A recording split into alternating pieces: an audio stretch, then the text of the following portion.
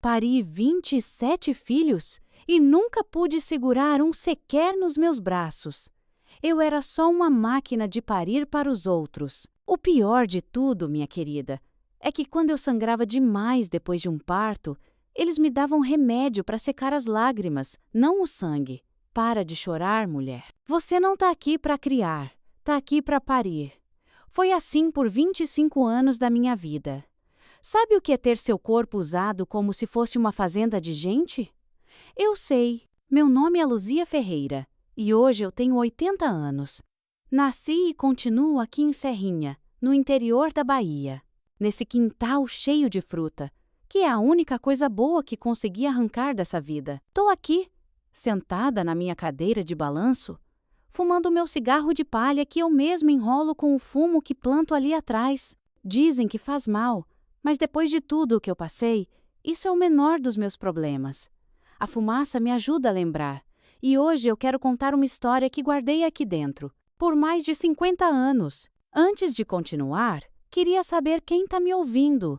Comenta aí embaixo o seu nome e de onde você está assistindo. Quero ver se tem gente de Serrinha por aqui. Quem sabe tem alguém que conheceu os Almeida, a família de quem eu vou falar hoje. Se conheceu, sabe que não estou inventando nada. A gente era pobre de doer, como dizia minha mãe. Isso lá nos anos 50, quando o Brasil era outro mundo. Meu pai cortava cana de sol a sol na usina aqui perto. Chegava em casa tão moído que mal falava. As mãos dele eram todas rachadas, sangrava nos cantos. Minha mãe era lavadeira. Acordava às 4 da manhã para pegar roupa na casa dos ricos e voltava carregando uma trouxa maior que ela nas costas. Lavava tudo no rio. Usava um sabão que ela mesma fazia com gordura velha. A pele dos braços dela era toda manchada de tanto lidar com soda. A seca naquela época era braba, viu? A gente morava num barraco de taipa que, quando chovia forte, o que era raro, virava um lamaçal só. Éramos 8 irmãos, eu a segunda mais velha. Comida era pouca, dividida em prato pequeno. Muitas vezes eu fingia que estava sem fome, só para os meus irmãos mais novos poderem comer. Aprendi desde cedo que para sobreviver às vezes a gente precisa mentir. Quando fiz 12 anos, veio a desgraça maior. Papai estava na roça, debaixo daquele sol de rachar, em pleno novembro, que é quando o calor aqui é de matar. Caiu de repente e não levantou mais. Foi insolação, disseram depois. Trouxeram ele para casa já sem vida, jogado numa carroça como se fosse um saco de cana. Eu nunca vou esquecer o cheiro dele naquele dia. Suor, terra e morte. Foi o dia que minha infância, aquela coisinha mixuruca que eu já nem tinha direito, acabou de vez. No dia seguinte do enterro, que foi sem caixão porque não tinha dinheiro, mamãe me chamou. Lulu, agora é a gente que tem que dar conta. Você vai ter que largar a escola. Eu até que gostava de estudar, sabia? Tinha aprendido a ler, escrevia meu nome, fazia umas contas, mas não tinha o que discutir. Naquele mesmo dia, guardei meu único caderno debaixo do colchão de palha e fui ajudar mamãe com as trouxas de roupa.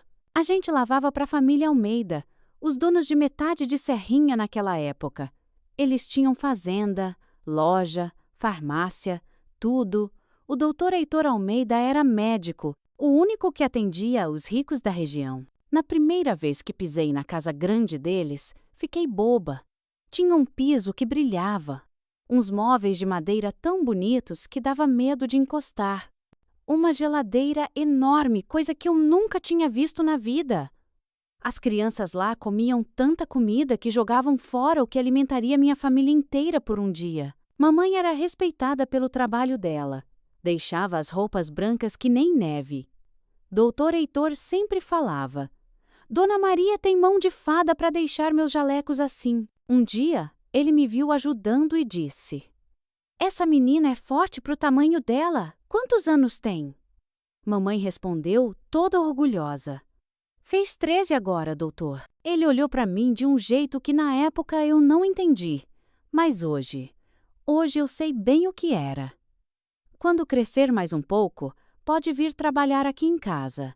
Estamos precisando de uma mocinha esperta. A partir daquele dia, toda vez que a gente ia entregar roupa, ele perguntava: E aí, Luzia, já cresceu o suficiente? Eu baixava a cabeça, sem graça. Aos 15 anos, comecei a trabalhar na casa deles como empregada. Arrumava as camas, varria, lavava a louça. A dona Beatriz, esposa dele, era uma mulher magra, sempre com uma cara triste, falava pouco. Tinha 2 filhos que estudavam em Salvador e quase nunca apareciam. Ela me tratava sem muito caso, nem bem nem mal. Doutor Heitor era diferente. Me tratava como se eu fosse importante. Perguntava se eu sabia ler, se queria aprender as coisas. Ele me mostrava os livros de medicina dele, explicava como o corpo funcionava. Você é inteligente, Luzia. Não é qualquer um que entende essas coisas. Na minha cabeça de menina, aquilo era um elogio danado. Ninguém nunca tinha me chamado de inteligente. Eu cresci uns 10 centímetros só com aquelas palavras. A dona Beatriz não podia ter mais filhos. Teve uns problemas no último parto. Doutor Heitor falava disso comigo, o que eu achava muito esquisito. Por que um homem importante ia falar dessas coisas com uma empregadinha? Os ricos precisam de herdeiros, Luzia. Família sem filho é árvore sem fruto. Ele dizia muito isso, sempre com uma cara de preocupação. Na hora, eu não entendia que aquilo era uma isca, que ele estava me preparando. Minha mãe adoeceu quando eu fiz 17. Uma tosse que não passava foi definhando ela igual vela.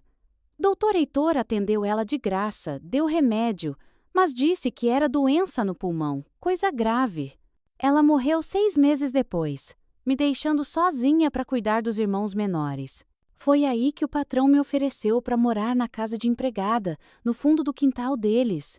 É melhor para vocês, Luzia. Seus irmãos podem ficar com sua tia. Aqui você vai ganhar mais, comer melhor. Não tinha muita escolha, né? Aceitei. Os primeiros meses foram bons. Comida na hora certa, cama limpa, trabalho puxado, mas justo. Doutor Heitor cada vez mais me tratava diferente das outras. Me dava roupas que Dona Beatriz não usava mais. Deixava pegar livro da estante, às vezes até sentava comigo na cozinha para tomar um cafezinho. Eu, burra, achava que era porque ele me via como uma filha que não teve. Foi quando eu fiz 18 anos que tudo mudou. Era um domingo, dia de folga. Eu estava no meu quartinho dos fundos, lavando umas roupas minhas, quando ele apareceu na porta. Tava com uma cara diferente, mais séria. Luzia, preciso falar um negócio importante com você. Sentou na única cadeira que tinha e eu fiquei em pé, sem jeito. Você sabe que eu sou médico, que cuido de muita família importante por aqui. Eu balancei a cabeça, sem entender onde ele queria chegar. Tem muita mulher fina, de família boa, que não consegue ter filho. É uma tristeza grande. Ele olhava para o chão enquanto falava. Descobri um jeito de ajudar essas famílias, mas preciso de alguém especial para isso. Alguém forte, saudável, inteligente. Aí ele olhou direto nos meus olhos. Alguém como você, Luzia? Foi então que veio a proposta que mudou tudo. Você pode ganhar mais dinheiro em 1 mês do que sua mãe ganhou a vida inteira. Mais do que vai ganhar em 5 anos trabalhando aqui. Meu coração disparou. Pensei logo nos meus irmãos, na chance de dar escola, comida boa, roupa nova. O que eu preciso fazer, doutor? Ele sorriu de um jeito que me deu um calafrio. Apenas emprestar seu corpo por um tempo, Luzia. Só isso. Você é perfeita para isso. Eu não entendi na hora o que aquilo significava. Achei que era algum tipo de experiência médica, talvez doar sangue ou algo assim. O que eu não sabia é que tinha acabado de vender minha vida inteira. Que meu corpo ia deixar de ser meu? E então, aceita? Ele perguntou. E eu, sem entender direito no que estava me metendo, balancei a cabeça que sim. No mesmo dia que aceitei a proposta, Dr. Heitor me levou para um lugar que eu nunca tinha reparado. No fundo da fazenda dos Almeida, escondido por um laranjal, tinha uma casa que de fora parecia comum. Mas, por dentro, nossa, Por dentro era outra história. Não era casa coisa nenhuma. Era uma clínica escondida. Tinha a sala com aquelas camas de hospital, uns aparelhos que eu nunca tinha visto, uma salinha cheia de vidros com uns líquidos esquisitos. Tudo limpinho, cheirando a álcool, igualzinho hospital. Aqui é onde a gente ajuda a natureza a fazer o que ela não consegue sozinha. Ele disse, com aquele sorriso que hoje me dá ânsia só de lembrar. Olhei tudo aquilo sem entender direito. Tinha até uma enfermeira de verdade, uma mulher séria, com cara de poucos amigos, que só olhou para mim e balançou a cabeça como quem diz, mais uma. Doutor Heitor foi me explicando. Luzia, vamos fazer um procedimento simples. Você vai receber uma sementinha que vai crescer na sua barriga. Por 9 meses, você vai cuidar dessa sementinha como se fosse sua. Depois, a gente entrega para a família que não pode ter filho. Na hora, achei que ia ser tipo barriga de aluguel, coisa que hoje em dia é normal. Mas naquela época, caramba, ninguém nem falava nisso. Na manhã seguinte, me mandaram tomar banho com um sabonete especial, vestir uma roupa de hospital. Deitei naquela cama fria. Doutor Heitor entrou com outro médico que eu nunca tinha visto. Me deram uma injeção que me deixou meio zonza, mas não dormi. Senti eles me abrindo com uns ferros gelados e colocando algo dentro de mim. Doeu pra caramba, mas eu aguentei calada. Ninguém me explicou direito o que estava acontecendo. Agora você vai ficar aqui uns dias, até a gente ter certeza que pegou, disse o doutor desconhecido, falando de mim como se eu fosse uma plantação. Depois de uma semana fazendo exame todo dia, doutor Heitor entrou no quartinho onde eu estava isolada com um sorriso de orelha a orelha. Deu certo, Luzia. Você vai dar uma grande alegria para uma família muito importante. E foi aí que me explicaram as regras. Eu não podia contar para ninguém. Não podia sair daquela clínica até o bebê nascer. Não podia receber visita. Disseram que iam contar para os meus irmãos que eu tinha arrumado um trabalho como enfermeira numa cidade longe. O dinheiro ia ser mandado para eles todo mês. É por pouco tempo. Depois você volta para sua vida normal, mentiu o doutor Heitor. A gravidez foi um pesadelo. Eu, que nunca tinha tido filho, não sabia o que era normal ou não. Vomitava tanto que às vezes achava que ia morrer ali mesmo. Tinha dor nas costas, nas pernas, em tudo. Quando o bebê começou a mexer, foi a coisa mais doida do mundo. Eu conversava com ele baixinho, mesmo sabendo que não era meu. Desculpa, meu anjinho, mas a tia não vai poder te criar. Mesmo assim, fui criando um amor estranho por aquela criaturinha que crescia dentro de mim. Como eu era boba. O pior não era a dor física, era a solidão. Ficava sozinha o dia todo, num quarto pequeno com uma janela que nem abria direito. Só via a enfermeira carrancuda que vinha medir minha pressão e o doutor Heitor, que aparecia de vez em quando para examinar a barriga. Para não enlouquecer, comecei a cantar as músicas que minha mãe cantava, a contar as manchas na parede, a imaginar como seria a família que ia receber aquele bebê. Será que vão tratar bem? Será que vão contar de onde veio? Pergunta besta. Agora eu sei. Quando completei 9 meses, as dores começaram. Pensei que ia morrer, juro por Deus. Eu gritava, mas ninguém vinha me acudir. Depois de horas assim, finalmente me levaram para a sala de parto improvisada. Doutor Heitor e o outro médico estavam lá, junto com a enfermeira. Me amarraram as mãos na cama. Isso eu nunca vou esquecer. Disseram que era para eu não me mexer, mas hoje eu sei que era para eu não pegar o bebê. Pari uma menina. Ouvi o choro dela, forte, saudável. Deixa eu ver. Eu implorei. Nem pensar, respondeu o outro médico, virando de costas e saindo com meu bebê nos braços. Não pude nem tocar nela, nem saber o nome que deram, nem a cor do cabelo. Nada. Me deram uma injeção que me fez apagar. Quando acordei, meus peitos estavam enfaixados, apertados, doendo de tanto leite. A enfermeira me deu um remédio amargo, é para secar o leite. Esquece que teve filho. Como se fosse fácil, né? Como se a gente pudesse arrancar um pedaço do coração assim, sem mais nem menos. Fiquei uns 15 dias me recuperando, chorando escondido. Quando melhorei, Dr. Heitor apareceu com um envelope. Tá aqui sua primeira parte do pagamento. Fez um ótimo trabalho. Abri e tinha mais dinheiro do que eu jamais tinha visto na vida. Fiquei olhando aquelas notas, sem acreditar. Quando posso voltar para casa? Perguntei. Ele sorriu daquele jeito que me dava calafrio. Logo, logo. Mas antes, vamos começar a preparar você para o próximo. Foi aí que eu entendi. Não ia ser só uma vez. Aquele pesadelo estava apenas começando. Entre uma gravidez e outra, eles me deixavam voltar para a casa dos Almeida por uns meses. Meus irmãos vinham me visitar, achando que eu trabalhava mesmo como enfermeira e às vezes viajava a trabalho. A mentira tinha sido bem construída. Eles estavam bem, com o dinheiro que eu mandava. Minha irmã mais velha estava cuidando dos menores.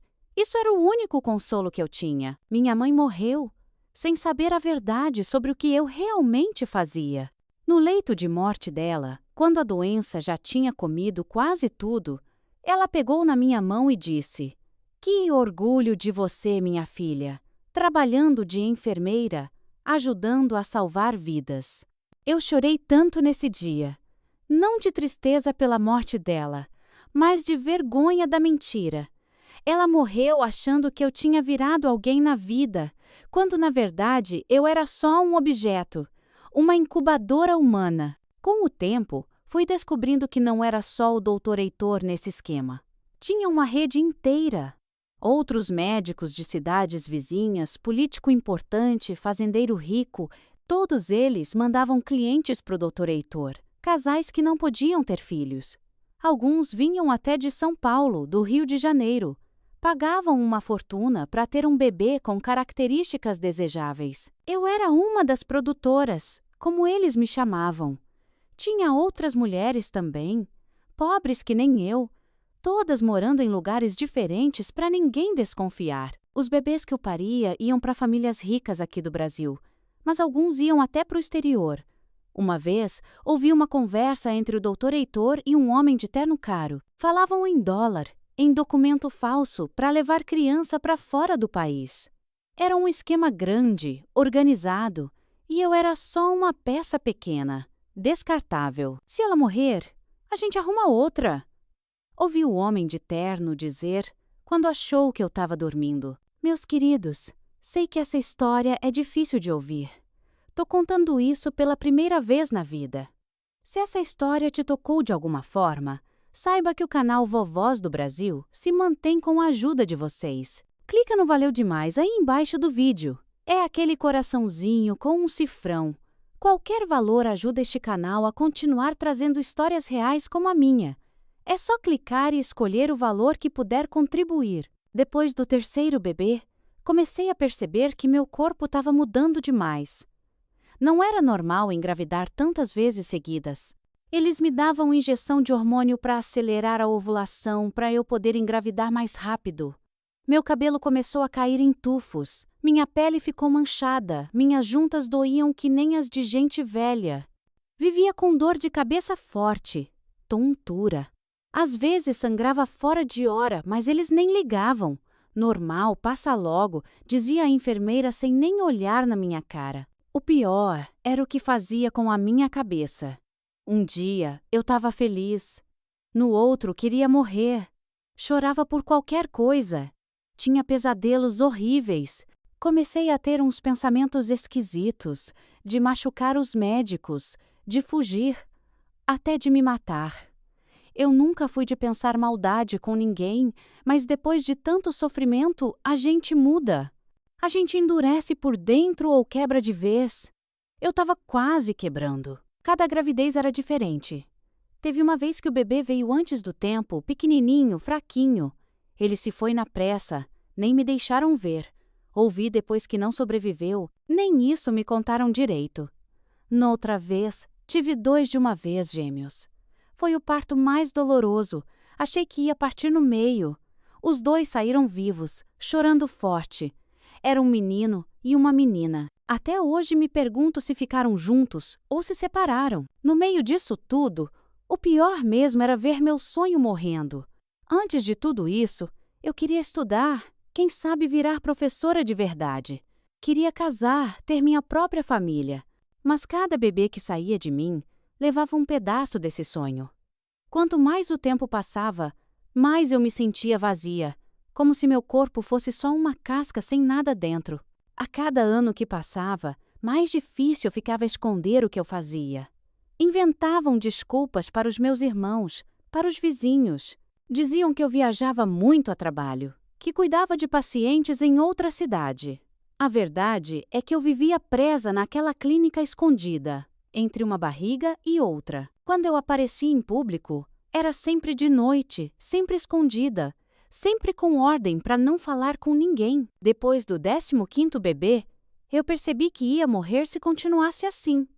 Tinha acabado de completar 31 anos, mas parecia uma velha. Meu corpo não aguentava mais. Foi aí que comecei a pensar num jeito de sair daquele inferno. Mas como? Não tinha para onde ir, não tinha estudo, não tinha ninguém que acreditasse em mim contra o poderoso Dr. Heitor. Eu precisava de provas, de alguma coisa que pudesse usar contra eles. Foi então que comecei a prestar mais atenção em tudo. Nos nomes que eles falavam, nas datas dos partos, em quem vinha buscar os bebês. Descobri que um dos armários da clínica tinha pastas com as informações de todos os bebês que já tinham nascido lá. Quem era a mãe, quem era o pai biológico. Eles escolhiam a dedo, sempre homens fortes, inteligentes. Para qual família tinha ido? Quanto tinham pago? Quando estava sozinha na clínica, comecei a dar um jeitinho de olhar essas pastas escondida. A ideia de guardar as provas veio quando achei uma pasta com o meu nome. Tinha foto minha, exames, tudo sobre minha saúde. No fim da pasta tinha uma lista com todos os bebês que eu tinha parido, com data, sexo, características e o destino. Foi um choque ver aquilo tudo junto. 15 crianças. 15 pedaços de mim espalhados por aí, sem saber quem era a verdadeira mãe. Naquela noite eu chorei até secar, mas não era choro de tristeza não, era de raiva. Uma raiva que foi crescendo dentro de mim, igual fogo em palha seca. Decidi ali mesmo que ia começar a guardar as provas. Não sabia ainda o que ia fazer com elas, mas sabia que um dia eu ia dar um jeito de sair daquele inferno e levar aqueles monstros comigo. Comecei roubando uma caneta e um caderninho da enfermeira. Escondi debaixo do colchão. Cada nome, cada data, cada detalhe que eu ouvia, eu anotava escondido. Era o começo da minha vingança. Depois de tudo que eu já tinha passado, alguma coisa em mim mudou. Foi como se um caroço de raiva tivesse nascido no meu peito e fosse crescendo dia após dia, igual jaca madura que não cai do pé. Eu olhava para o Dr. Heitor, para Dona Beatriz, para todos eles, e sorria, fingindo que estava tudo bem. Mas por dentro eu fervia.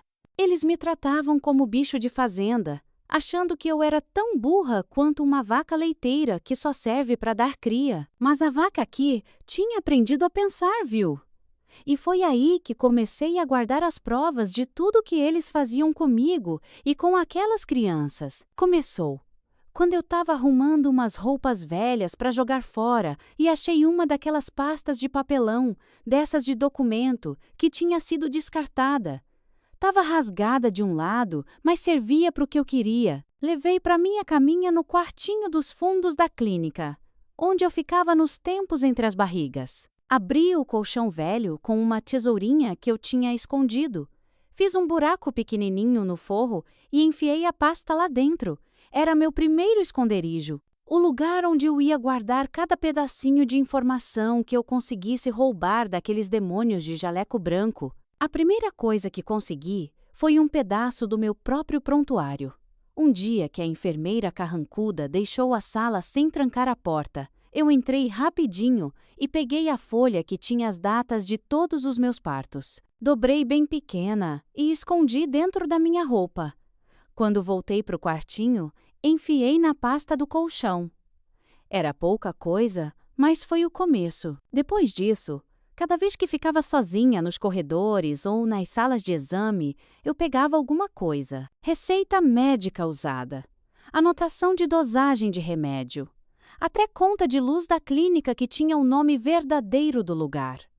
O problema é que papel não provava muita coisa. Eu precisava de algo que mostrasse às crianças, que provasse que elas existiam e eram tiradas de mim. Foi aí que tive a maior sorte da minha vida. Um dia, chegou na clínica um homem rico de São Paulo para buscar um bebê, o 16º que eu tinha parido. Esse homem era diferente dos outros, falava alto, se achava importante. Trouxe uma mala cheia de coisa cara e, entre elas, tinha uma máquina de fotografia, dessas que o retrato sai na hora. Polaroid, ouvi ele dizer o nome. Ele deixou a mala num canto, enquanto ia conhecer a criança. E eu, que estava limpando o chão pertinho, consegui tirar a máquina sem ninguém ver. Foi a única vez na vida que roubei algo, mas não me arrependo nem um pouquinho. Escondi a máquina no mesmo lugar da pasta, depois de quebrar a cabeça, para entender como é que o diabo daquilo funcionava. Descobri que ela já vinha com uns papéis fotográficos dentro. Não muitos, mas o suficiente para o meu plano. A partir dali, toda vez que eu paria, eu esperava a primeira oportunidade, quando deixavam o bebê no berçário, antes de ser levado embora, e tiravam uma foto escondida. As enfermeiras sempre davam um cochilo depois do parto, cansadas de tanto trabalho, e era nessa hora que eu agia. A maquininha fazia um barulhinho quando tirava a foto, mas eu enrolava ela num pano grosso para abafar o som.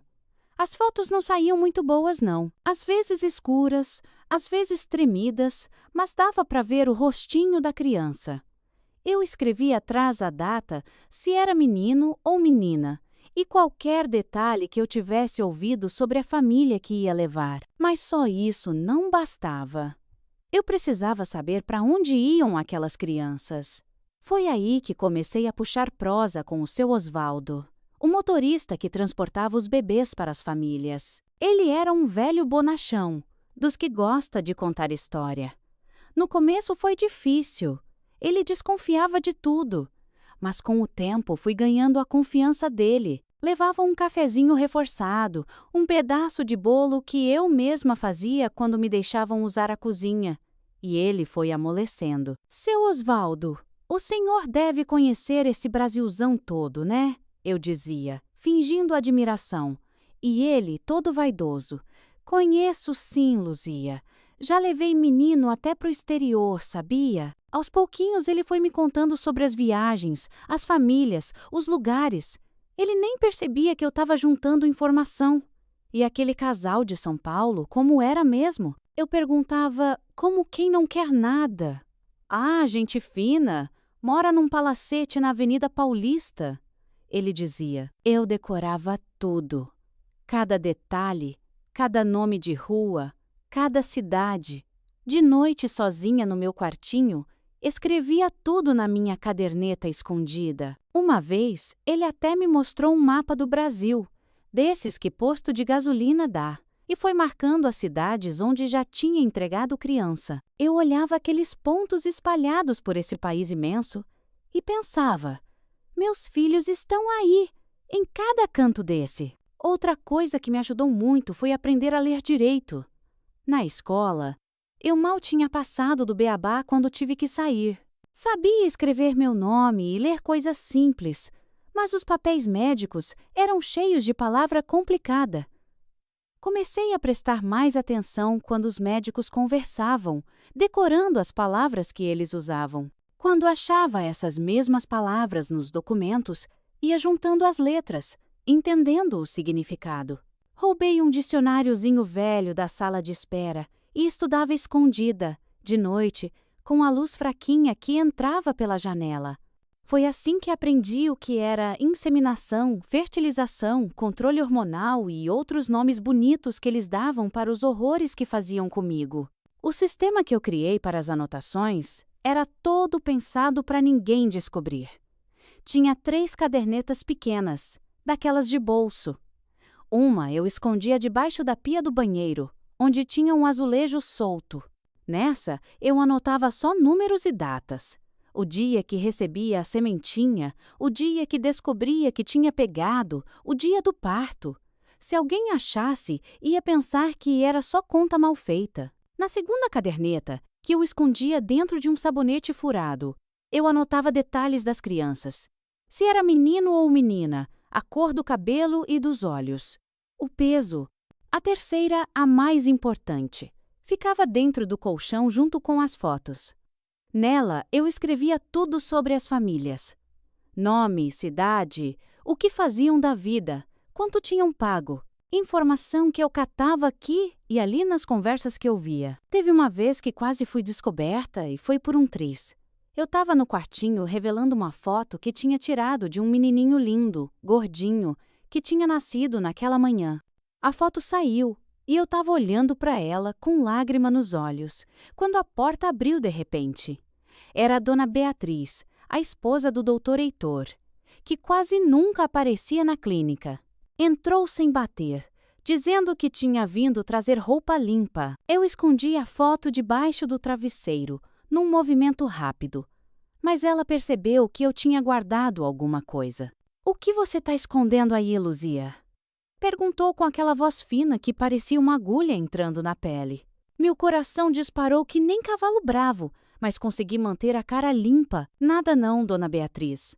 É só um retratinho da minha mãe, que Deus a tenha." Ela me olhou desconfiada com aqueles olhos pequenos e maldosos. "Deixa eu ver", exigiu, esticando a mão magra. Eu já estava me vendo presa, talvez até morta, mas tive uma ideia.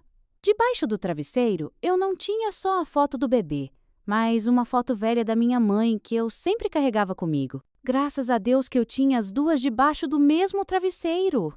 Mostrei para ela, que olhou com desdém. "Guarda essa bobagem e vai ajudar na cozinha", ordenou antes de sair. Quando a porta fechou, meu corpo inteiro tremia que nem vara verde. Foi por pouco, muito pouco. Depois desse susto, fiquei mais cuidadosa. Mudei os esconderijos, passei a tirar as fotos só quando tinha certeza absoluta que estava sozinha. Mas não parei de juntar as provas. Cada papelzinho, cada foto, cada nome anotado era uma arma que eu estava afiando, sem saber ainda quando eu ia usar. Uma vez, escutei o doutor Heitor falando com outro médico. "Essa Luzia é uma mina de ouro. Saudável como um cavalo, recupera rápido, nunca dá problema." Eles falavam de mim como se eu fosse uma máquina de fazer dinheiro para eles. E era isso mesmo que eu era. Só que máquina não pensa, não sente, não planeja. E eu fazia tudo isso, quietinha, esperando a minha hora chegar. Com o passar dos anos, meu corpo foi mostrando sinais de cansaço. Era muita gravidez, uma atrás da outra, quase sem tempo de recuperação. Meu cabelo começou a cair, meus dentes a amolecer. Tinha uma dor nas juntas que não passava nunca. Os médicos não estavam nem aí, só aumentavam as doses de remédio e vitamina para eu aguentar mais uma e mais uma. Eu já tinha perdido a conta de quantas barrigas tinha carregado quando completei 40 anos. Já não era mais a menina inocente que tinha entrado naquela clínica. Era uma mulher envelhecida antes do tempo, com o corpo arrebentado, mas com uma cabeça cheia de planos. Foi nessa época que decidi que precisava fazer mais do que só juntar provas. Precisava ter um plano para usar toda aquela informação um dia. Comecei a pensar em quem poderia me ajudar quando chegasse a hora. Lembrei de um advogado jovem que às vezes vinha na cidade, sobrinho de uma cliente da minha mãe. Ele tinha fama de ser honesto e corajoso, de não ter medo dos poderosos. Guardei o nome dele, Dr. Ricardo Nunes. Um dia, quando eu tivesse as provas, eu ia procurar esse homem e contar tudo, desde o começo. Enquanto o plano ia se formando na minha cabeça, eu continuava a engravidar, parir e entregar crianças, como uma fábrica humana. A 20ª, a 21ª, a 22ª. Cada parto era mais difícil que o anterior. Meu corpo gritava para parar, mas eu não tinha escolha. Só podia continuar juntando as provas e esperando. As fotos já eram mais de 20, todas escondidas. As cadernetas já tinham sido substituídas várias vezes quando acabava o espaço. E a minha raiva só crescia, alimentada por cada choro de bebê que eu ouvia e não podia consolar, por cada criança que era arrancada de mim. Uma das coisas mais dolorosas desse tempo todo foi ver como as famílias tratavam aquelas crianças. Algumas vinham buscar os bebês pessoalmente e eu observava escondida. Via o amor nos olhos delas, a felicidade genuína de finalmente ter um filho nos braços. E isso me deixava com o coração dividido. Por um lado, eu sabia que meus filhos iam ter vida boa, casa confortável, educação de qualidade, tudo o que eu nunca poderia dar. Por outro, a dor de saber que esse amor era construído em cima do meu sofrimento, da exploração do meu corpo, da mentira. Nenhuma daquelas famílias sabia, ou fingia não saber, como aquelas crianças tinham vindo ao mundo. Olha, eu duvido que você tenha coragem de deixar um like nesse vídeo. É uma história pesada demais, né? Mas se você acha que essa vovó aqui teve coragem de enfrentar tudo isso e merece seu apoio, me prova que eu tô enganada e aperta esse botão de gostei. Vamos ver se você é tão corajoso quanto eu tive que ser. Continuando minha história. Aos poucos, fui descobrindo mais sobre o esquema todo. Não era só o Dr. Heitor e sua clínica. Era uma rede grande, com médicos, advogados, políticos, gente graúda. Eles tinham outras mães de aluguel, como eu, espalhadas por várias cidades do interior. Todas pobres, todas desesperadas. Algumas eu cheguei a conhecer de relance, quando eram trazidas para a clínica para exames. Eu via nos olhos delas o mesmo vazio que eu sentia, o mesmo cansaço. Me perguntava se elas também estavam juntando suas provas, alimentando sua raiva quietinha, ou se já tinham desistido de lutar. O pior de tudo é que o tempo ia passando e eu ficando presa naquele inferno. Os anos 60 viraram 70, depois 80, e o mundo lá fora mudava, enquanto eu continuava ali, parada no tempo, servindo só para parir. Meus irmãos mais novos estavam crescidos, vivendo suas vidas com o dinheiro que eu mandava, achando que eu era enfermeira, que viajava muito. Já nem me reconheciam direito quando a gente se encontrava. Tão mudada eu estava. A menina alegre, que sonhava em ser professora, tinha se transformado numa carcaça de gente, usada até o osso. Teve uma noite que fiquei pensando em todas as crianças que saíram de mim. 27, na época, 27. Um número que eu nem consigo imaginar direito. Seria uma sala de aula cheia, com aluno sentado até na janela. E eu nunca tinha segurado nenhum deles. Nunca tinha ninado, nunca tinha visto um sorrir para mim e me chamar de mãe. Nessa noite, eu chorei tanto que molhei o travesseiro inteiro. Mas não era só tristeza, não. Era um choro de planejamento, de decisão. Algo dentro de mim dizia que eu já tinha provas suficientes, que estava chegando a hora de agir. Foi quando completei 43 anos que meu corpo finalmente desistiu. Eu estava grávida pela 27ª vez, e o parto foi o pior de todos. Quase morri. Perdi tanto sangue que achei que ia secar e morrer ali mesmo. Depois que tiraram a criança, um menininho pequeno, fraquinho, que nem chorou direito, o Dr. Heitor veio no quarto onde eu me recuperava.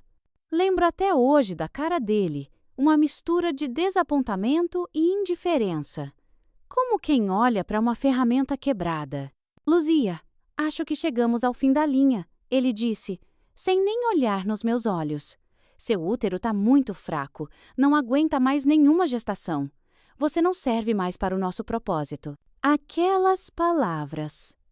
Não serve mais. Deviam ter me machucado, mas na verdade foi como se tirassem um peso das minhas costas. Eu já não aguentava mesmo. Estava pronta para acabar com tudo, de um jeito ou de outro. Tinha planejado até fugir, se eles insistissem em mais uma gravidez. Mas ali estava ele, me libertando sem saber. O que vai acontecer comigo agora? Perguntei, tentando não mostrar o alívio que eu sentia. Vamos dar uma gratificação pelos serviços prestados, ele respondeu. Como se eu fosse uma empregada se aposentando. Pode voltar para sua vida normal. Ele não sabia que eu não tinha mais vida normal para voltar. Que toda a minha vida tinha sido roubada por ele e seus comparsas. Recebi um envelope com dinheiro, uma quantia que parecia grande para mim na época, mas que hoje eu sei que era migalha perto do que eles ganharam com os meus filhos. Suma de Serrinha me aconselharam. Vá para outra cidade. Comece de novo.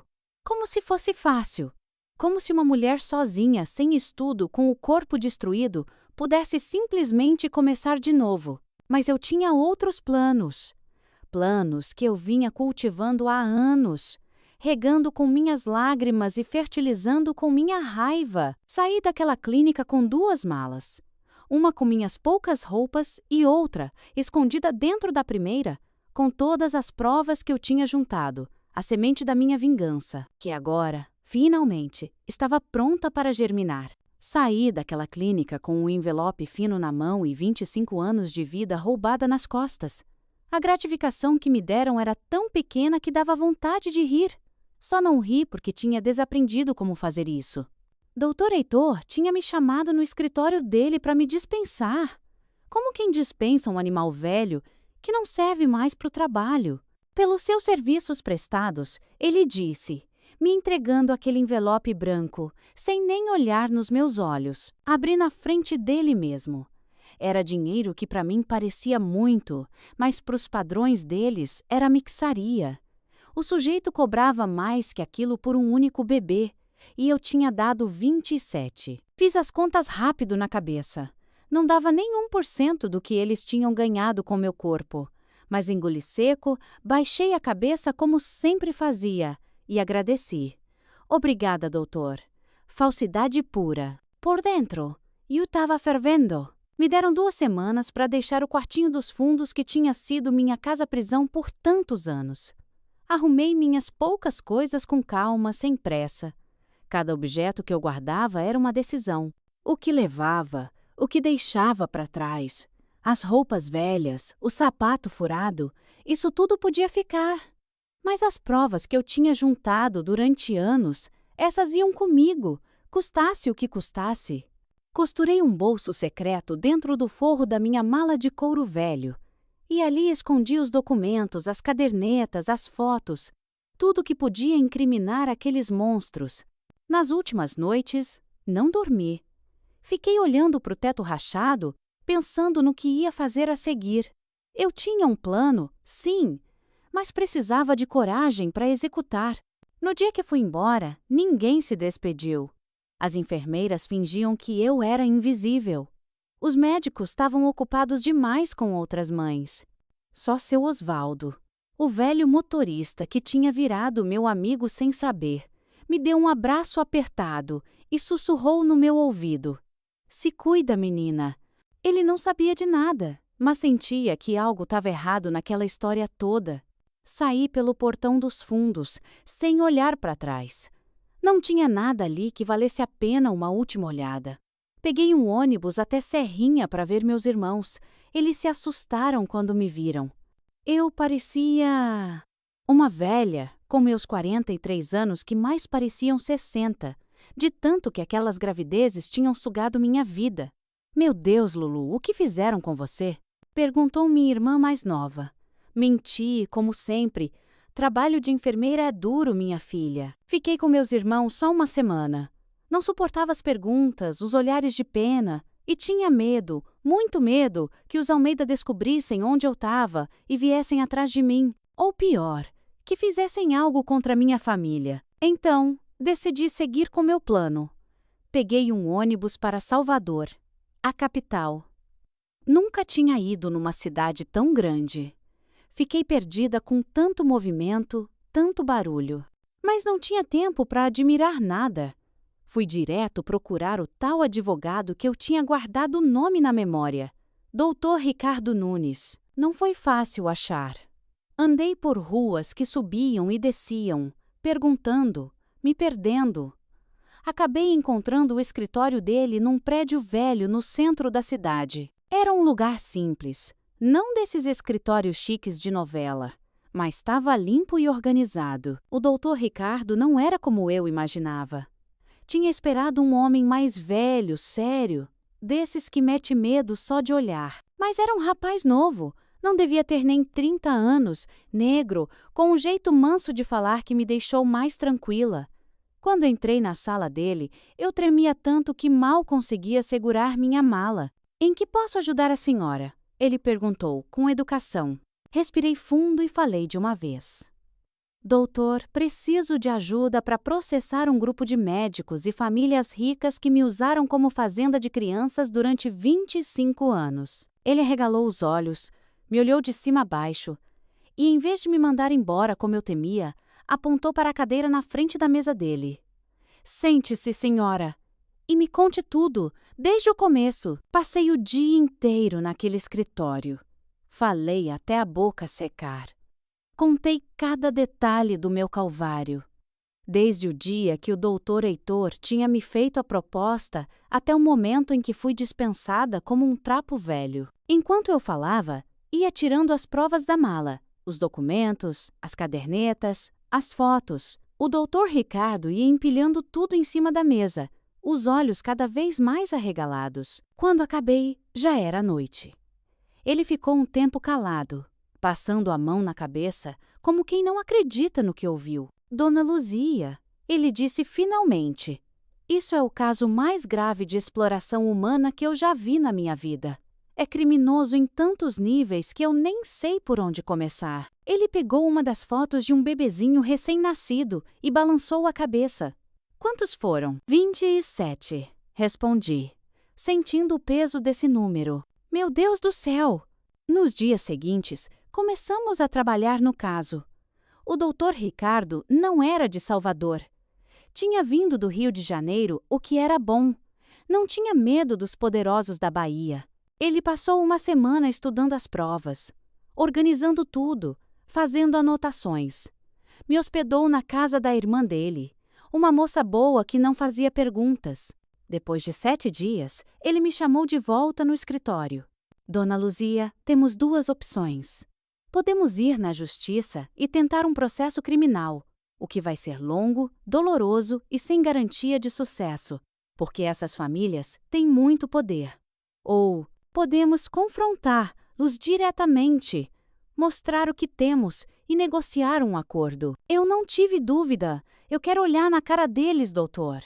Quero ver o pânico quando perceberem que a vaca burra guardou as provas de tudo. O doutor Ricardo mandou cartas para as 5 famílias principais do esquema: os Almeida, os Albuquerque, os Vieira, os Carvalho e os Menezes. Uma carta formal, em papel timbrado, convocando para uma reunião urgente em Salvador, no escritório dele. Não mencionava o assunto, mas dizia que era do interesse deles comparecerem. Foi a semana mais longa da minha vida, esperando aquele encontro. Eu não dormia, não comia direito, ficava ensaiando o que ia dizer, como ia me comportar. O doutor Ricardo me acalmava. "Deixa que eu falo, Dona Luzia. A senhora só fica lá, mostrando que está viva e forte, que é a prova viva do crime deles." O dia chegou. Era uma quarta-feira de manhã, céu limpo, sem nuvens. O escritório tinha sido arrumado especialmente para a reunião. Uma mesa grande no centro, cadeiras em volta. Numa mesa lateral, todas as provas organizadas em pastas, as fotografias em ordem de data, os documentos separados por família. Eu estava sentada num canto, vestida com a melhor roupa que tinha conseguido comprar. Um vestido azul simples, mas limpo e passado. O coração batia tão forte que achei que ia explodir. Quando a porta abriu e eles começaram a entrar, tive que segurar na cadeira para não cair. Ali estavam eles, os monstros dos meus pesadelos. Dr. Heitor Almeida, agora mais velho e acabado, mas com o mesmo olhar frio. Dr. Clóvis Albuquerque, o sócio dele na clínica. O velho Menezes, dono de quase todas as terras de Serrinha. O senador Carvalho, que financiava o esquema. E o juiz Vieira, que garantia que nada fosse investigado. Todos homens, todos ricos, todos poderosos. E todos pararam de respirar quando me viram sentada ali. O que significa isso? Foi o Dr. Heitor quem perguntou, a voz tremendo de raiva. O que essa mulher está fazendo aqui? O Dr. Ricardo, calmo como sempre, apontou para as cadeiras. Por favor, senhores, sentem-se. Temos muito a discutir. Eles se sentaram, desconfiados, me olhando como se eu fosse um fantasma. E, de certa forma, eu era mesmo. O fantasma do crime deles, que tinha voltado para assombrar. O Dr. Ricardo começou a falar, explicando quem eu era, o que eu tinha sofrido, por quanto tempo. Enquanto ele falava, ia mostrando as provas, as fotos das crianças, os documentos da clínica, minhas cadernetas com as datas, os nomes das famílias que tinham recebido os bebês, quanto tinham pago. A cara deles foi mudando, do desdém inicial para o pânico completo. É um absurdo! Essa mulher é louca! Gritou o senador Carvalho, batendo na mesa. Mas a voz dele traiu medo. O Dr. Ricardo continuou, calmo. Temos provas suficientes para acabar com a vida de todos vocês nessa sala. Provas de exploração humana, tráfico de bebês, falsificação de documentos, sonegação de impostos. A lista parecia não ter fim. Um por um, eles foram perdendo a cor, como se tivessem visto o próprio caixão aberto na frente deles. O que vocês querem? Perguntou finalmente o juiz Vieira, sempre o mais prático. Dinheiro? É isso? O Dr. Ricardo olhou para mim, me dando a deixa que tínhamos combinado. Eu me levantei, trêmula, mas decidida, e falei pela primeira vez. Eu quero justiça, mas sei que gente como vocês nunca vai para a cadeia de verdade. Então, vamos fazer um acordo. O acordo foi simples. Uma pensão vitalícia para mim, suficiente para viver com conforto e dignidade pelo resto da vida. Dinheiro depositado todo mês numa conta que o Dr. Ricardo abriu no meu nome, sem atraso, sem desculpa. Em troca, as provas ficariam guardadas num cofre de banco, lacradas. Se algum dia o dinheiro deixasse de cair, ou se algo acontecesse comigo ou com a minha família, tudo seria entregue à imprensa, ao Ministério Público, à polícia. É um seguro de vida, explicou o Dr. Ricardo. Eles não tiveram escolha. Assinaram os papéis, juraram cumprir, saíram dali de cabeça baixa, destruídos. E eu senti um alívio tão grande que chorei. Não tinha conseguido a justiça completa, mas tinha arrancado deles o que eles nunca imaginariam me dar: respeito e a minha liberdade. Com o dinheiro da pensão, comprei uma casinha simples em Serrinha, com um quintal grande, onde plantei toda a sorte de fruta e verdura. Trouxe meus irmãos mais novos para morar comigo, paguei estudo para os sobrinhos. Comecei uma vida nova, aos 43 anos. Os Almeida e as outras famílias cumpriram um acordo à risca. O dinheiro nunca atrasou. Acho que morriam de medo só de pensar nas provas guardadas naquele cofre. O Dr. Ricardo ainda me visitava de vez em quando. Virou um amigo querido.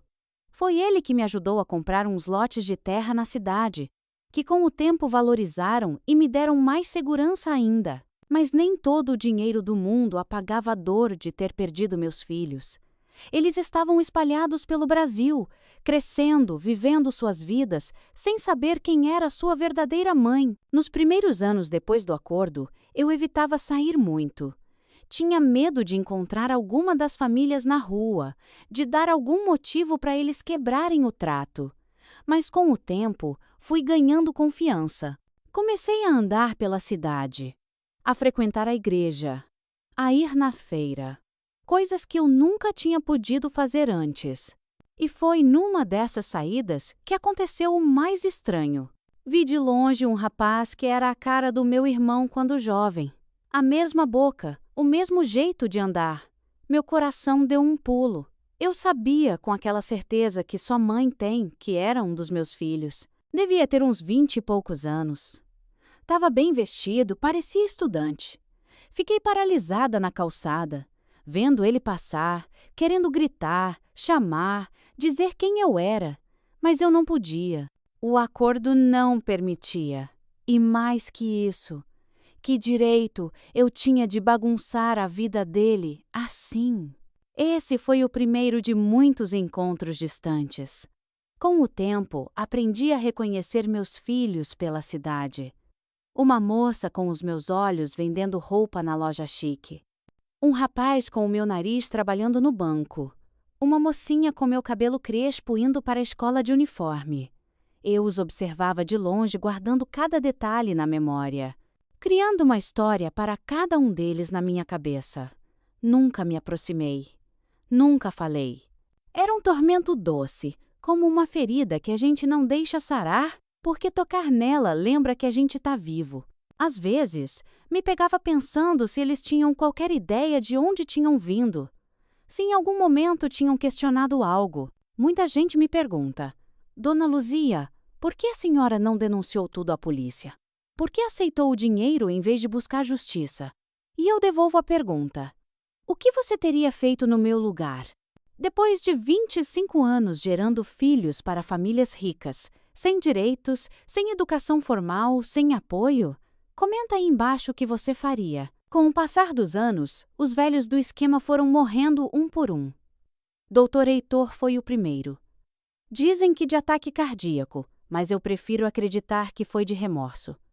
Os outros foram indo também. Os filhos deles, que tinham herdado a fortuna manchada de sangue, continuavam honrando o acordo, provavelmente sem entender direito por que tinham que mandar dinheiro todo mês para uma velha em Serrinha. Eu continuei minha vida quieta, cuidando das minhas plantas, dos meus bichos, dos meus sobrinhos netos que vieram depois. A dor nunca passou completamente, mas aprendi a viver com ela, como quem aprende a andar de novo depois de um acidente. E quando eu achei que nada mais podia me surpreender na vida, aconteceu. Era uma tarde de domingo. Eu estava sentada na varanda da minha casa, descascando manga para o suco, quando vi um carro parar na frente. Um carro bonito, caro, desses que gente como eu não costuma ter. Desceu um homem jovem, uns 30 e poucos anos, bem vestido, com uma pasta na mão. Achei que era algum vendedor, desses que vende seguro ou plano de saúde. Já ia dizer que não tinha interesse quando ele chegou mais perto e perguntou: "A senhora é Dona Luzia Ferreira?" Confirmei com a cabeça, desconfiada. "Meu nome é Carlos Almeida", ele disse. E meu sangue gelou nas veias. Almeida, o mesmo sobrenome dos monstros. Será que tinha descoberto algo? Vinha me ameaçar? Mas então ele sorriu. Um sorriso que eu conhecia bem. Era igual ao meu. "Acho que a senhora é minha mãe biológica." Não sei como não caí dura ali mesmo. Fiquei sem fala, segurando aquela manga na mão, olhando para ele como se fosse uma assombração. Como o senhor descobriu?" Foi tudo o que consegui perguntar depois de um tempo. Ele se sentou no degrau da varanda, respeitando meu espaço, e abriu a pasta que trazia. Dentro tinha uma foto antiga, amarelada. Uma foto que eu reconheci na hora. Era uma das que eu tinha tirado escondida, dos bebês, antes que os levassem. "Encontrei isso entre as coisas do meu pai adotivo quando ele morreu", explicou Carlos. A foto tinha um papel com o seu nome e a data do meu nascimento. Era a prova que eu não imaginava que existia. Uma das minhas fotos tinha ido junto com o bebê, talvez por descuido de alguém, e agora, anos depois, aquela foto tinha trazido meu filho de volta para mim. Vocês nem imaginam o que eu senti quando vi aquele rapaz na minha porta dizendo que era meu filho. Foi como se o chão tivesse sumido debaixo dos meus pés. Fiquei paralisada, agarrada naquela manga meio descascada, sem conseguir falar nada que prestasse. Ele, educado que só ele, ficou esperando eu me recuperar do susto. Quando finalmente consegui me mexer, convidei ele para entrar. "Aceita um suco de manga?" Foi a coisa mais besta que eu consegui dizer. Ele sorriu, um sorriso que era igualzinho ao meu, coisa que até então eu não tinha notado. "Aceito sim, Dona Luzia." Sentamos na mesa da cozinha, eu ainda tremendo. Ele, calmo, como quem já tinha ensaiado aquele momento 1000 vezes na cabeça. Enquanto eu preparava o suco, minha mente girava que nem carrossel desgovernado. Era ele mesmo? Não era alguma armadilha dos Almeida? Será que depois de tantos anos eles tinham mandado alguém para me testar, ver se eu ainda guardava as provas? Mas olhando para o rosto dele, não tinha como negar. Aquela era minha boca, meu queixo. Até o jeito de franzir a testa quando estava pensando era igual ao meu. E ainda tinha foto. Aquela foto amarelada que só eu podia ter tirado. Como o senhor me encontrou? Perguntei. Depois que servi o suco e sentei de frente para ele. Carlos, esse era o nome dele. Explicou que quando achou a foto entre os papéis do pai adotivo fez uma investigação minuciosa. Ele era advogado, como o homem que tinha me ajudado anos atrás, e sabia como procurar informação. Primeiro foi atrás do meu nome nos registros antigos de Serrinha. Depois procurou se tinha alguma pensão sendo paga regularmente por alguma das famílias envolvidas. Fui juntando as peças, Dona Luzia. Demorou quase 2 anos, mas cada pista me trazia mais perto da verdade. Ele falava sem raiva, mas com uma determinação que me lembrava minha própria quando decidi juntar as provas contra meus algozes. Naquele dia, conversamos por horas. Ele me perguntou como tinha sido, e eu contei tudo, sem florear, sem esconder nada. As partes difíceis, as partes tristes, as partes de ódio puro. Ele ouvia calado, às vezes enxugando uma lágrima que teimava em cair. Não me interrompeu nenhuma vez. Deixou que eu botasse para fora aquela história toda que, até então, só tinha contado uma vez na vida, para o Dr. Ricardo. Quando acabei, já era noite. Ele pegou na minha mão calejada com as mãos finas dele de homem que nunca precisou pegar no pesado. A senhora é a mulher mais forte que eu já conheci na vida, ele disse, com a voz embargada. Foi a primeira vez que alguém me chamou de forte e não de coitada. Ali mesmo, sentindo o calor da mão dele na minha, eu soube que tinha ganhado um filho de volta. Carlos não podia contar para ninguém que tinha me encontrado. A família adotiva dele era uma das mais importantes de Serrinha, filho do próprio Dr. Heitor, aquele monstro que tinha começado toda a história. Meu pai, quer dizer, o homem que me criou, sempre foi frio comigo. Agora eu entendo por quê. Ele contou, balançando a cabeça. Eu era a prova viva do crime dele, dentro da própria casa. Combinamos que ele me visitaria escondido quando pudesse, sem levantar suspeitas. Me deu um celular desses modernos que até então eu nem sabia direito como usar, pra gente se comunicar. Nossa relação tem que ser nosso segredo, Dona Luzia. Ele explicou. Se alguém descobrir, o acordo que a senhora fez pode ser quebrado. E aí? Não sei o que pode acontecer. Concordei, mesmo que meu coração quisesse gritar pro mundo que tinha encontrado um dos meus meninos. Daí em diante, Carlos passou a visitar minha casa pelo menos uma vez por mês. Vinha sempre no domingo, quando podia dizer que estava na chácara de um amigo ou numa pescaria. Trazia presentes, não coisas caras que iam chamar atenção, mas coisinhas pequenas, significativas. Uma vez trouxe uma muda de pé de jabuticaba para o meu quintal. Outra vez, um livro de receitas antigas. E sempre me perguntava sobre mim, querendo saber mais da minha história, da minha família, das minhas raízes. Era como se estivesse tentando recuperar toda uma vida que foi roubada dele também. Aos poucos fui conhecendo ele melhor. Era casado, tinha 2 filhos, meus netos que eu nunca conheceria de verdade. Tinha se formado em direito, como o pai adotivo queria, mas não gostava da profissão. O sonho dele era ser músico. Tocava violão escondido, quando ninguém estava olhando. Uma das coisas mais bonitas foi quando ele me disse que me considerava sua verdadeira mãe. A mulher que me criou, a Dona Beatriz, ela nunca foi carinhosa. Era como se eu fosse um troféu que ela exibia nas festas. Não um filho. Ele confidenciou num desses domingos. Sempre senti que tinha algo errado, que eu não pertencia àquela família. Agora, Eu sei por quê. Ele me chamava de Dona Luzia na frente dos outros, mas quando estávamos só nós dois, às vezes deixava escapar um mãe que derretia meu coração inteiro. Na primeira vez que ouvi essa palavra saindo da boca dele, chorei tanto que molhei a toalha da mesa. Era a palavra que eu tinha esperado escutar por mais de 40 anos. Com o tempo, Carlos foi sabendo mais sobre minha vida depois que saí da clínica. Contei como tinha investido o dinheiro da pensão, primeiro comprando a casinha onde morava, depois uns pedaços de terra na beirada da cidade. No começo, eu não sabia o que fazer com tanto dinheiro. Nunca tinha tido nada na vida, expliquei.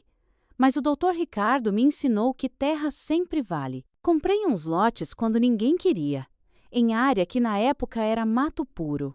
O tempo mostrou que ele estava certo. A cidade foi crescendo, meus terrenos valorizando, e comecei a construir casinhas simples para alugar. Nada de mansão, mas casas decentes, para famílias humildes que mereciam um lugar bom para morar. Cobrava aluguel justo, tratava os inquilinos com respeito. Era meu jeito de devolver para o mundo um pouco daquela dignidade que tinham tentado tirar de mim. Contei também como tinha ajudado meus irmãos mais novos, garantindo estudo para os sobrinhos, remédio para os mais velhos quando ficaram doentes. Nunca deixei ninguém da minha família passar necessidade. Falei com orgulho. Se tem uma coisa que aprendi, é que dinheiro só presta quando ajuda quem a gente ama. Carlos balançava a cabeça, admirado. Uma vez, ele me perguntou por que eu nunca tinha tentado estudar, aprender uma profissão, agora que tinha recursos.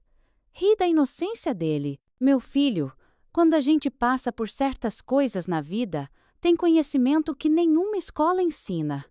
Minha universidade foi a dor. Me formei com louvor em sobrevivência. Minha vida agora, aos 80 anos, é tranquila. Vivo nessa casa com quintal grande, cheia de fruta que eu mesma planto. Tenho meus bichos, cachorro, gato, galinha, tudo misturado. Tenho minha independência. Não preciso pedir nada para ninguém. Todo mês, cai na minha conta o dinheiro da pensão que os Almeida e as outras famílias ainda pagam, mesmo depois de tanto tempo. Os velhos morreram, mas os filhos continuam honrando o trato, provavelmente sem nem saber direito o motivo. Além disso, tenho a renda dos aluguéis, que me dá uma segurança extra. Não é vida de rica, mas é muito mais do que eu jamais sonhei ter quando era aquela menina que lavava roupa no rio com a mãe. Ainda vejo de longe alguns dos meus outros filhos. Serrinha não é cidade grande, a gente sempre acaba se cruzando. Tem uma que é médica no hospital municipal. Sinto um orgulho danado quando ouço falar bem dela. Outro virou professor da escola técnica. Uma das meninas tem uma boutique no centro. Todos bem de vida.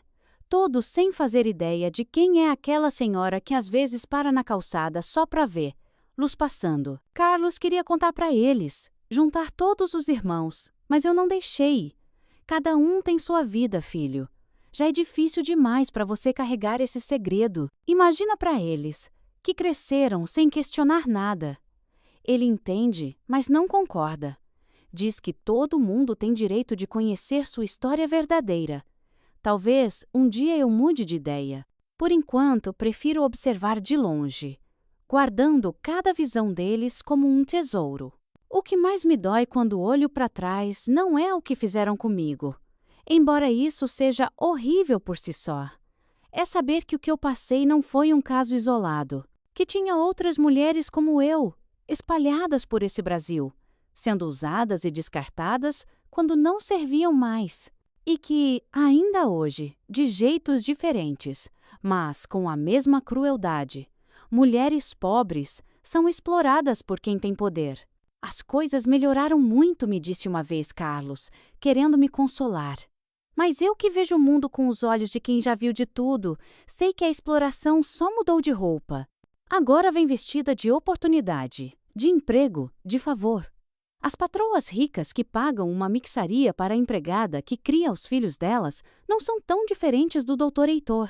A diferença é que hoje tem lei, tem direitos, tem gente que fiscaliza. Pouco, mas tem. Já vi menina nova aqui do bairro indo trabalhar em casa de família sem carteira assinada, ganhando menos que o salário mínimo, sendo humilhada dia sim, outro também. Quando posso, chamo elas para conversar. Conto um pouco da minha história. Não tudo, claro, mas o suficiente para abrir os olhos delas. Seu corpo é seu, sua dignidade também. Ninguém tem o direito de tirar isso de você, digo sempre. Algumas escutam, outras acham que é papo de velha caduca, mas eu planto a semente. Se germinar em uma só, já valeu a pena. As mulheres da minha época não tinham escolha, não tinham voz, não tinham para onde correr. Era aceitar o que vinha ou morrer de fome. Simples assim. Hoje tem mais caminhos, mais portas abertas. Não para todas, é verdade, mas mais do que antes. Por isso eu digo para jovens: estudem. Não importa quanto tempo leve, quanto sacrifício custe.